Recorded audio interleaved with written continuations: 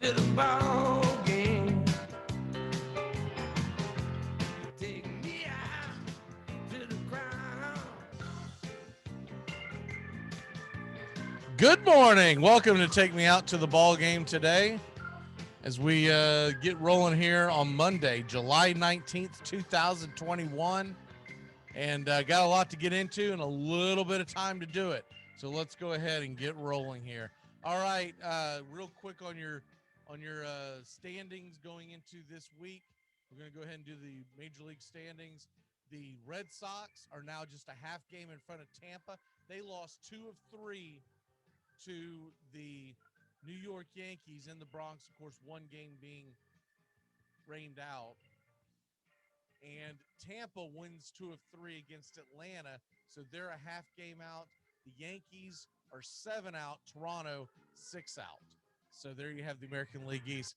The AL Central is much to do about nothing. The Cleveland Indians 8 games out behind the White Sox, so you don't have much of a race right there currently. But we'll get into the wild card here in 1 second. Houston, they have a 3.5 game lead on Oakland, 6 game lead on Seattle, and you can put a fork in the Angels. And in the National League, Mets 2 over Philly, 4 over Atlanta, 6 over Washington. And the Milwaukee Brewers, they are 7 games in front of the Cincinnati Reds.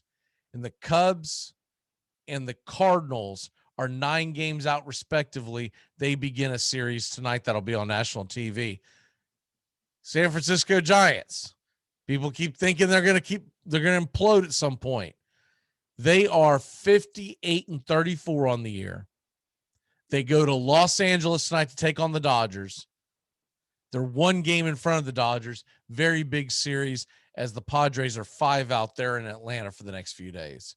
All right, and if you look at the wild card, you're looking at basically a situation where if the season were to end today, you'd obviously hit in the American League, White Sox, Boston, and Houston would all be in via their division, and then Tampa would get the first wild card. Oakland would get the second wild card.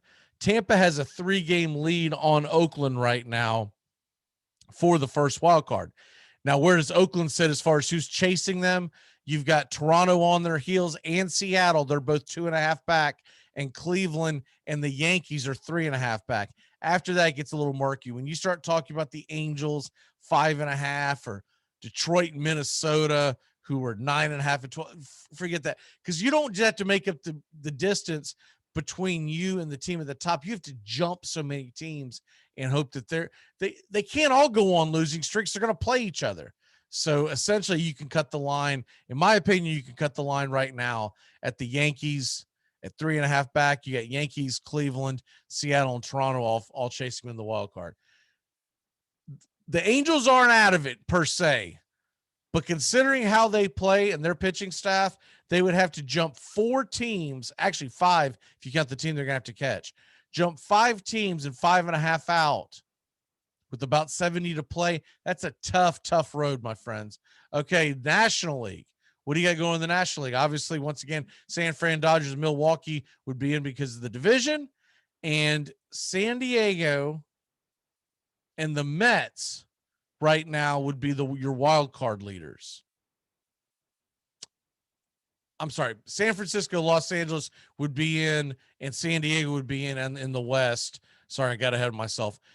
The Mets and the Brewers would be in for the division. So right now, what you essentially have is, if you look at the way this is set up, and sorry, it's a little goofy on this MLB website. You'd think they would set it up division, and then wild card. But essentially what you have right now is the team closest to getting into a wild card would be the Cincinnati Reds. That's not in the West. San Diego has the last division, has the last wild card slot. The Dodgers have the first right now. They have 58 and 55 wins respectively. Cincinnati Cincinnati is 5.5 games and 7 games in the win column back of San Diego.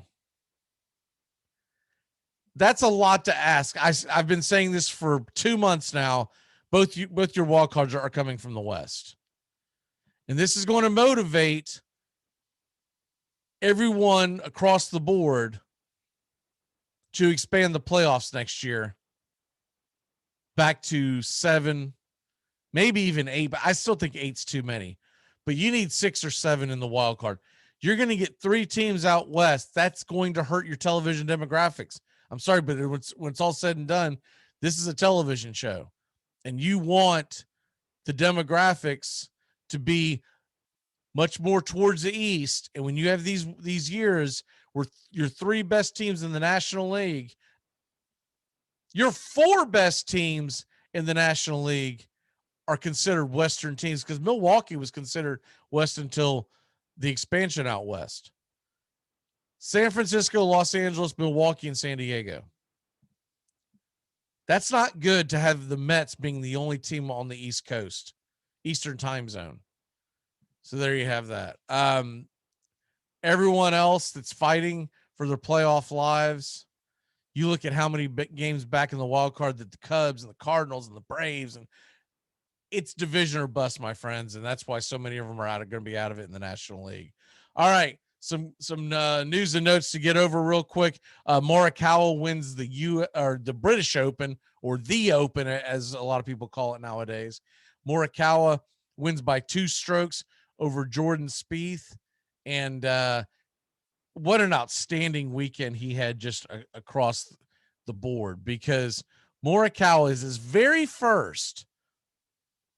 He's 24 years old. His very first tournament at the Open.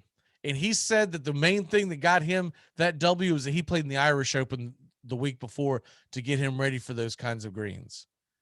This guy, he's 24 years old.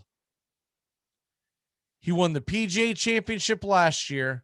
He's won the Open Championship this year. He tied for 4th in the U.S. Open this year and tied for 18th in the Masters this year as well. This kid is an up-and-coming phenom, and more power to him. I was pulling for Spieth because I'm always going to pull for the older guy that's got more tournaments. Spieth is what is he now? He's 27, old man at 27. But I wanted to see him get another major. So that's it for the majors. We're done until 2022, and it's nice to get rid of the majors before you get into football season, in my opinion. I know some people liked having the PGA Championship in August to look forward to. I myself, by August, once it hits, I'm so dove into baseball and ready for football season. The PGA Championship always fell flat to me. I like the way that they're doing it nowadays. Mets dropped 2 of 3 to Pittsburgh, but the thing that's being overshadowed is whether or not we're going to get suspensions. The Mets and the Pirates had a bench clearing incident on Friday night. Now, there were no punches thrown, but even with that being said, you would have thought that there would have been some kind of violations hit, and I expect some suspensions. The league office typically doesn't do anything over the weekend, so we'll probably hear about it on Monday. And then Tony Fair's tweet. I mean, this one's just an all-time stupid. Tony Fair goes out, and his tweet is, now if you don't know who Tony Lamar Fair is, it's because he's a backup tackle at Auburn who transferred from UAB this year. So if you feel like you're not in the know, that's not really true.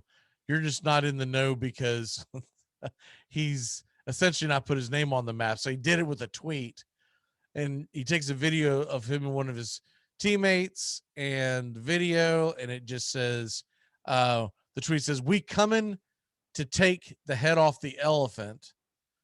Then he puts an emoji of an elephant and a blood and a sword. And then he's got the hashtag of War Damn Eagle and Natty. This team of Auburn, they're in a rebuild stage. They've got Bo Nix, but this team's going to struggle. They're over under right now in Vegas on wins at 7.5. and he's talking about you're going to take down the king. Not a great idea to do that. The other thing that you might have missed over the weekend, the National Football League has partnered with the BLM movement and others, and that you expect a lot of signage to be at the stadiums over the next season. We'll see what happens with it. The NBA did it, and they went political, and people turned the games off. We'll see if it happens with the NFL. NFL might be a little more made of Teflon, so to speak, because people just love football that much. But nobody saw the ridiculous dive in ratings that the NBA did. They're talking about putting it on their helmets, put the signage like the way the NBA did have in the background, and they're going to play what is considered the Black National Anthem before ball games, all ball games. So we'll see what happens with that. When you think you're undefeated and you think you can't be beaten, that's usually when Rome falls, right? So we'll see if the NFL will endure this. We will see you tomorrow. Running out of time here. Make sure to check out our other shows. We have the Catbird Seat on today. Of course, Braves Country. Catbird Seat is Red Sox, Yankees, and Rays. And then, of course, our morning show, Wake Up Y'all, with the Armchair Quarterbacks. We'll see you tomorrow. Have a great rest of your day. Take me out to the ball game.